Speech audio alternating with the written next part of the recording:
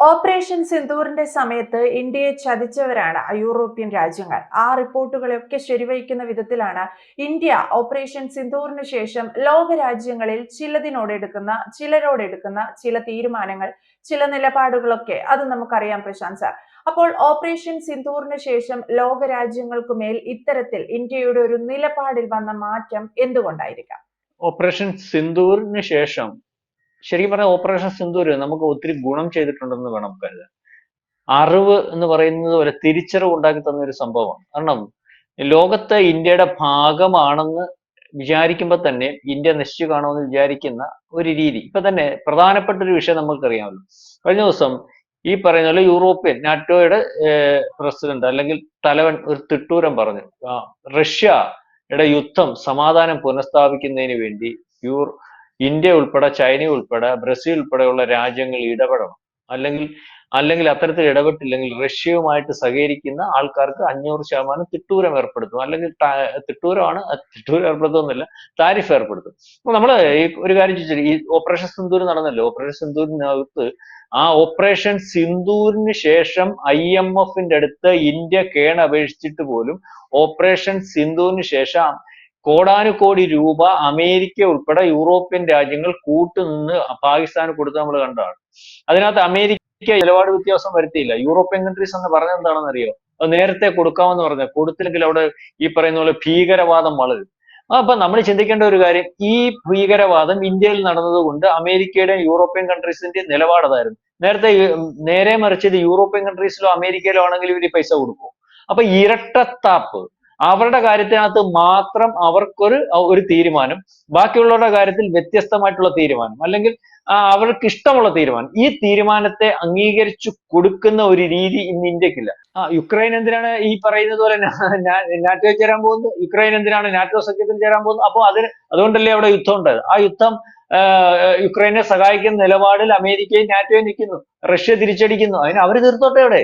അതിനകത്ത് റഷ്യയുടെ കയ്യിൽ നിന്ന് എണ്ണ വാങ്ങണ്ട, റഷ്യയുമായിട്ട് വ്യാപാര കരാർ നടത്തുന്നവരെയൊക്കെ ഞങ്ങൾ കൈകാര്യം ചെയ്ത് കളയും, അല്ലെങ്കിൽ അത്തരത്തിൽ തീരുമാനം. അതായത് അവരുടെ ഭാഗത്ത് അവരുണ്ടാക്കുന്ന വിഷയത്തിന് പോലും സഫർ ചെയ്യേണ്ടത് വേറെ രാജ്യങ്ങളും അല്ലെങ്കിൽ ഏഷ്യയിലെ രാജ്യങ്ങളും എന്നൊക്കെയുള്ള ഒരു തീരുമാനത്തിലേക്ക് വരുമോ? അപ്പൊ ആ നിലപാടിനകത്ത് വ്യത്യാസം വരുത്തിയിട്ടുണ്ട്. അതിനകത്താണ് കഴിഞ്ഞ ദിവസം നമ്മൾ മറുപടി പറഞ്ഞത്. ഞങ്ങൾക്ക് 140 കോടി ജനമുണ്ട്. ആ ജനത്തിന്റെ താല്പര്യം അനുസരിച്ച് ഞങ്ങൾ തീരുമാനം എടുക്കും. ഞങ്ങൾക്ക് നിങ്ങളുടെ കാര്യത്തിനകത്ത് ഇടപെടേണ്ടതില്ല, അല്ലെങ്കിൽ അങ്ങനെ ഇടപെടുന്ന ഒരു അവസ്ഥയില്ല. ഇന്ത്യയുടെ താല്പര്യത്തിനകത്ത് ജനങ്ങളുടെ താല്പര്യം, തീരുമാനങ്ങൾ, അതനുസരിച്ച് തീരുമാനങ്ങളും ആരുമൊക്കെ ആയിട്ട് സൗഹൃദം വേണമെന്ന് തീരുമാനിക്കുന്ന ഒരു അവസ്ഥയിലേക്ക് പോകും. അതേ രീതിയിലേക്കാണ് ഇപ്പൊ കാര്യങ്ങൾ. നേരത്തെ ഈ പറയുന്നത് പോലെ നാറ്റോയോ യൂറോപ്യൻ രാജ്യങ്ങളോ അമേരിക്കയോ ഒക്കെ ഒരു വിഷയമായിട്ട് ബന്ധപ്പെട്ട് നിന്നായിരുന്നെങ്കിൽ, അല്ലെങ്കിൽ ഒരു വിഷയം പറഞ്ഞാൽ അതിനകത്ത് കൃത്യമായ ഒരു നിലപാട്, അല്ലെങ്കിൽ കൃത്യമായ ഒരു രീതി, അല്ലെങ്കിൽ അത് അനുസരിച്ച് പോകുന്ന ഒരു രീതിയുണ്ട്. അപ്പൊ അതിനകത്ത് വ്യത്യാസം വന്നു, അല്ലെങ്കിൽ അതനുസരിച്ച് പോകുന്ന ഒരു രീതിയില്ല. ഞാൻ ഈ പറഞ്ഞു വന്നത്, പകൽഗാം ഭീകരാക്രമണ സമയത്ത് ഈ പറയുന്ന യൂറോപ്യൻ കൺട്രീസും അല്ലെങ്കിൽ അമേരിക്കയും ഈ പറയുന്ന IMF-നകത്ത് ഷെയറുള്ള US-ന്റെ ഷെയർ എത്രയാണെന്നറിയാമോ? അമേരിക്കയുടെ ഷെയർ എത്രയാണെന്നറിയാം? 16% ഷെയർ ഉണ്ട്. അതുപോലെ തന്നെ ചൈന പോട്ടെ, ചൈന അവരുടെ കൂടെ നിൽക്കും, അല്ലെങ്കിൽ ആ ചൈന അവരുടെ ഭാഗമായിട്ട് ആദ്യം തൊട്ട് അവസാനം വരെയും, അല്ലെങ്കിൽ ഇപ്പോഴും നമുക്കിപ്പോ ശകലം പ്രശ്നങ്ങൾ ഉണ്ടെന്ന് പറയുന്നെങ്കിലും ഇപ്പോഴും ആ നിലപാട് പരസ്യമായിട്ടില്ല. വന്നു ഫ്രാൻസ് നിന്നില്ലേ? ഈ പറഞ്ഞ പോലെ യൂറോപ്യൻ കൺട്രീസ് എല്ലാം നിന്നില്ലേ? നമുക്ക് 10 2% താഴെയാണ് നമ്മുടെ ഷെയർ. 10 പേർക്കകത്ത്, ആദ്യത്തെ 10 പേർക്കകത്ത് വരുമെന്നുള്ളതേ ഉള്ളൂ. അപ്പം ആ രീതിയിലുള്ള ഒരു നിലപാട് എടുത്തു. ആ നിലപാട് എന്തിനാണ് എടുക്കുന്നത്? ഇന്ത്യക്കെതിരെ നീങ്ങിയതിന്, അല്ലെങ്കിൽ പാകിസ്ഥാനെ എക്കാലവും ഇന്ത്യക്കെതിരെ ഏതെങ്കിലും രീതിയിലൊക്കെ ഉപയോഗിക്കാൻ പ്രാപ്തമായിട്ട് കിട്ടും എന്ന് കണ്ടുള്ള ഒരു നിലപാടുമായിട്ടാണ് പോകുന്നത്. അപ്പം നമുക്ക് നമ്മുടെ താല്പര്യം സംരക്ഷിക്കണം. ഇവര് പറയുന്നത് നമ്മൾ ഇറക്കുമതി ചെയ്യുന്ന, അല്ലെങ്കിൽ നമ്മുടെ ആയുധ കച്ചവടമുള്ള, റഷ്യയെ സഹായിക്കുന്ന, റഷ്യയുമായിട്ടുള്ള ബന്ധം ഉള്ള ആ ബന്ധത്തിന്റെ പുറത്താണ് യുദ്ധം ചെയ്യാൻ സാധിക്കുന്നത്. ഇവരറിയേണ്ട കാര്യമില്ലല്ലോ. നമുക്ക് ക്രൂഡ് ഓയിൽ ഇപ്പൊ ഏറ്റവും വില കുറച്ച് തരുന്ന ഇവരാണ്. ഇപ്പൊ ഏറ്റവും കൂടുതൽ ജൂൺ മാസത്തിൽ ക്രൂഡ് ഓയിൽ വാങ്ങിച്ചുകൊണ്ടിരിക്കുകയാണ്. അതായത് ഏറ്റവും കൂടുതൽ റേറ്റ് കുറച്ച് ഏറ്റവും കൂടുതൽ, അതായത് 2.8 ഏതാണ്ട് ടൺ, അല്ലെങ്കിൽ ഇത്ര ബാരൽ, അത് റെക്കോർഡാണ് ഈ ജൂൺ എടുത്തുകൊണ്ടിരിക്കുന്നത്. അപ്പൊ അതിന്റെ അങ്ങനെ റെക്കോർഡായിട്ട് ഈ പറയുന്ന ക്രൂഡ് ഓയിൽ മേടിക്കുമ്പോൾ തന്നെ ലോകരാജ്യങ്ങൾ വരണ്ടുകൊണ്ടിരിക്കുകയാണ്. ഇന്ത്യക്ക് എന്തോ മുന്നറിയിപ്പ് കിട്ടിയിരിക്കുന്നു, ക്രൂഡ് ഓയിൽ സംഭരിക്കുന്നു, കൂടുതൽ ക്രൂഡ് ഓയിൽ സംഭരണ കേന്ദ്രങ്ങൾ ഏതാണ്ട് 3 കൂടി പണിയുന്നു.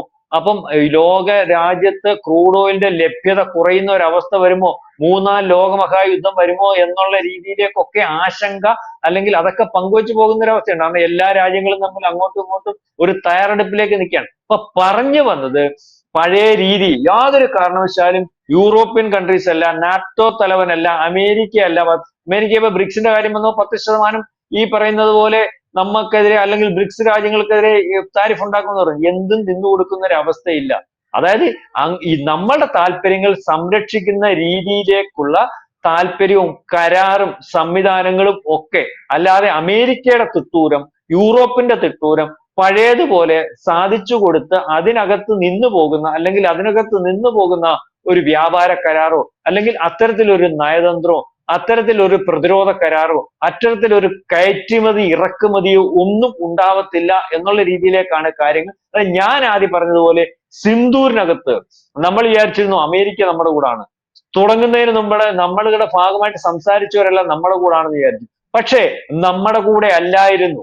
നമ്മൾ ആരുടെയും സഹായം, എല്ലാരോടും നമ്മൾ പറഞ്ഞു, പറഞ്ഞവരോട് പറഞ്ഞു നെറികേടാണ്, ഞങ്ങൾ ആ നെറികേടിന് തിരിച്ചടി കൊടുക്കുകയാണ്. അതിനകത്ത് ആ നെറികേടാണെന്ന് പറഞ്ഞപ്പോൾ ആ പാകിസ്ഥാന്റെ കൂടെ നിൽക്കുമെന്ന് പറഞ്ഞ രാജ്യമുണ്ട്, ചൈനയുണ്ട്, ഈ പറയുന്ന തുർക്കിയുണ്ട്, അസർബൈജാനുണ്ട്. അത് അവരുടെ നിലപാടായിരിക്കും. പക്ഷെ നമ്മുടെ കൂടെയാണെന്ന് പറഞ്ഞു നിന്ന് അമേരിക്ക ഉൾപ്പെടെ യൂറോപ്യൻ കൺട്രീസ് നമ്മൾക്ക് എന്തെങ്കിലും പറ്റുന്നെങ്കിൽ അങ്ങ് പറ്റട്ടെ. 2 ആണവ രാജ്യങ്ങൾ തമ്മിലുള്ള യുദ്ധമാണ്. അത്തരത്തിലൊരു യുദ്ധം ഇപ്പം നിലവിൽ എങ്ങും നടക്കുന്നില്ല. റഷ്യയുടെ കയ്യിൽ ആണവായുധം ഉണ്ടെങ്കിൽ യുക്രൈൻ്റെ ഇല്ല, ഇസ്രായേലിന്റെ കയ്യിലും ഇറാന്റെ കയ്യിലും ഇല്ല. അപ്പൊ 2 ആണവായുധങ്ങൾ തമ്മിലുള്ള യുദ്ധം, ആണവായുധം സംഭരിച്ചിരിക്കുന്നതിന്റെ നിയന്ത്രണം നമ്മൾ പിന്നെ പഠിച്ചപ്പോൾ അമേരിക്കയുടെയും ചൈനയുടെയും കയ്യിൽ ആണവായുധം പ്രയോഗിക്കും ഇന്ത്യയിലേക്ക് എന്ന് ഭീഷണിപ്പെടുത്തുകൊണ്ട് ഇരുന്ന സമയം, ആ സമയത്ത് ആ രാജ്യം പ്രയോഗിക്കട്ടെ, അല്ലെങ്കിൽ ഒരു യുദ്ധം ഉണ്ടായി ഇന്ത്യക്കകത്ത് ഉണ്ടാവുന്ന നാശനഷ്ടം ഇന്ത്യയുടെ എക്കണോമിക്കൽ ഗ്രോത്തിനെയും ഇന്ത്യയുടെ നാശവുമായിട്ട് സംഭവിക്കും. അത് സംഭവിക്കുന്നത് അല്ലെങ്കിൽ അത്തരം സംഭവ വികാസങ്ങൾ ഇന്ത്യയുടെ വളർച്ചയ്ക്ക് ഉതകുന്നതല്ല. അതുകൊണ്ട് അത് സംഭവിച്ചോട്ടെ എന്ന് വിചാരിച്ചിരുന്നു അമേരിക്ക ഉൾപ്പെടെ എന്ന് നമ്മൾക്ക് സിന്ധൂരിന് ശേഷമുള്ള പരിശോധനയിൽ മനസ്സിലായി. യൂറോപ്യൻ കൺട്രീസും ആ താല്പര്യമായിരുന്നു. പക്ഷെ നമ്മൾ ഒറ്റയ്ക്ക് നമ്മളെ അറിയാതിരുന്ന, എന്താണ് ഇന്ത്യയുടെ കരുത്ത്, ഇന്ത്യയുടെ ശക്തി എത്രത്തോളം ഉണ്ടെന്ന് അറിയാതിരുന്നാലും അങ്ങനെ വിചാരിച്ചു. ഇന്ത്യ കരുത്ത് തെളിയിച്ചു. 4 ദിവസം കൊണ്ട് യുദ്ധം നിർത്തേണ്ട അവസ്ഥ പാകിസ്ഥാൻ വന്നു. ആ പാകിസ്ഥാൻ കേണപേക്ഷിച്ചു, തകർന്ന് തരിപ്പണമായി. അപ്പൊ അതിനുശേഷം പാകിസ്ഥാനോട് അടിച്ചോളാൻ പറഞ്ഞിട്ടുള്ള ഈ രാജ്യങ്ങൾക്ക് അപകടം പറ്റിയപ്പോൾ പാകിസ്ഥാനെ സഹായിക്കേണ്ട ഒരു അവസ്ഥ വന്നു. നാളെ കാലത്തെയും പാകിസ്ഥാനെ ഇന്ത്യക്കെതിരെ ഉപയോഗിക്കുന്നതിന് വേണ്ടിയാണ് അവർ പല കാരണങ്ങൾ പറഞ്ഞ് IMF അന്ന് പണം കൊടുത്തത്. അപ്പൊ അതിന്റെ മറുപടിയായിട്ടാണ് ഇപ്പൊ റഷ്യയിൽ നിന്ന് ഇറക്കുമതി നടത്തരുത്, റഷ്യയിൽ നിന്ന് ആയുധങ്ങൾ മേടിക്കരുത്, റഷ്യയിൽ നിന്നുമായിട്ട് ഈ പറയുന്നത് പോലെ വ്യാപാരങ്ങൾ ഉണ്ടാവരുത്, ഉണ്ടായാൽ അനുഭവിക്കേണ്ടി വരും, അതൊക്കെ അങ്ങ് അവിടെ നിന്നാൽ മതി. റഷ്യയുമായിട്ടുള്ള ബന്ധം കൂടുതൽ വലിപ്പത്തിൽ കൊണ്ടുപോകുന്നതിന് വേണ്ടി ഇന്ത്യ തീരുമാനിച്ചു എന്ന് വളരെ മര്യാദയ്ക്ക് തന്നെയാണ് ഇന്ത്യ പറഞ്ഞിരിക്കുന്നത്. അതായത് ഇന്ത്യയെ സായിപ്പ് ചതിച്ചു, ആ ചതിക്ക് തിരിച്ചടി കൊടുക്കുന്നു. ആ സമയത്തും ഏത് സമയത്തും നമ്മുടെ കൂടെ നിന്നിട്ടുള്ളവരെ വിട്ടിട്ട് യാതൊരു നയതന്ത്രവും യാതൊരു പോക്കുമില്ല, അത്തരത്തിൽ പോകാൻ ആഗ്രഹിക്കുന്നുമില്ല.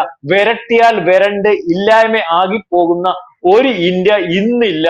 ഇന്ത്യയെ കൊണ്ട് പ്രയോജനപ്പെടുത്തി, അല്ലെങ്കിൽ ഇന്ത്യയുടെ ഭാഗം നിന്നുകൂടി പോകേണ്ട ഒരവസ്ഥയിലേക്ക് ഈ യൂറോപ്യൻ രാജ്യങ്ങളും അമേരിക്കയും ഒക്കെ ആയിത്തീർന്നിരിക്കുന്നവർക്ക് ഇന്ത്യക്കും ബോധ്യമുണ്ട്, അവർക്കും ബോധ്യമുണ്ട്. അതുകൊണ്ടാണ് പല താരിഫും പല തിട്ടൂരങ്ങളും പറഞ്ഞതിന് ശേഷം ഇന്ത്യ പറയുന്നിടത്ത് വന്ന് നിൽക്കുന്നത്. അതുകൊണ്ട് തന്നെയാണ് ഇന്ത്യയുടെ ഭാഗത്ത് നിന്നു പോകുന്ന ഒരു അവസ്ഥ ഉണ്ടാകുന്നത്. അതുകൊണ്ട് മാത്രം, അല്ലെങ്കിൽ ഇന്ത്യയോടുള്ള സ്നേഹം കൊണ്ടല്ല എന്ന് സിന്ധൂരിൽ നിന്ന് നമുക്ക് മനസ്സിലായിട്ടുണ്ട്. യെസ്, എന്തായാലും ഇന്ത്യ എടുക്കുന്ന നിലപാടുകൾ കണ്ട് ലോകരാജ്യങ്ങൾ അത്ഭുതപ്പെടുന്നു എന്ന് വേണം കരുതാൻ. വലിയൊരു ശക്തിയായി ഇന്ത്യ വളരുന്നു. ഓപ്പറേഷൻ സിന്ദൂറിന് ശേഷം ഇന്ത്യ ആ വലിയൊരു തിരിച്ചറിവിന്റെ ഒരു വഴിയിൽ കൂടിയാണ്. ആരൊക്കെ അവർ ഇന്ത്യക്കൊപ്പം നിന്നു, ആരൊക്കെയാണ് ഇന്ത്യക്ക് ഓപ്പറേഷൻ സിന്ദൂറിന്റെ സമയത്ത് വ്യക്തമായ ഒരു സപ്പോർട്ട് നൽകിയത്, ഓപ്പറേഷൻ സിന്ദൂറിനെ അമേരിക്ക ഉൾപ്പെടെയുള്ള രാജ്യങ്ങൾ എങ്ങനെ മുതലെടുത്തു എന്നൊക്കെയുള്ളത് എന്തായാലും വ്യക്തമാണ്. Thank you Prashanth sir. കൂടുതൽ വാർത്തകളും വിശേഷങ്ങളും നിങ്ങളിലേക്ക് എത്താൻ ABC മലയാളം സബ്സ്ക്രൈബ് ചെയ്യുക, ബെൽ ബട്ടണും അമർത്തുക.